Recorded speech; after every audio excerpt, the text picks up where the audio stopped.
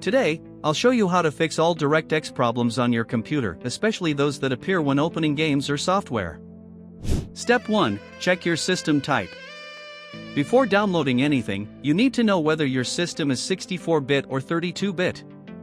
To check that, right-click on this PC, choose Properties, and look for System Type. Remember your version, 64-bit or 32-bit, because we'll need it later. Step 2. Go to the official DirectX website. Now open your browser and go to the official Microsoft DirectX download page. Make sure it's the official Microsoft website, not any random site, to avoid fake or infected installers. Step 3. Download the DirectX installer. Click on the download button to get the DirectX end-user runtime web installer. Once the download is finished, open the setup file. Step 4. Install DirectX. When the installer opens, click Next, then again Next, and again Next. But here's something important warning. You'll see an option called Install the Bing bar. Uncheck this box.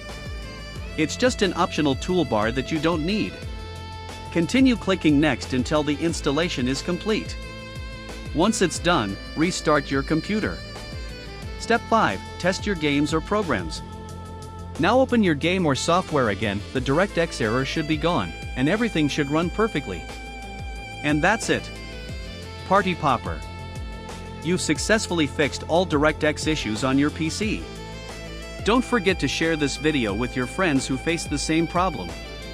And subscribe to ZNKY Tutorial for more easy and effective tutorials. Waving hand.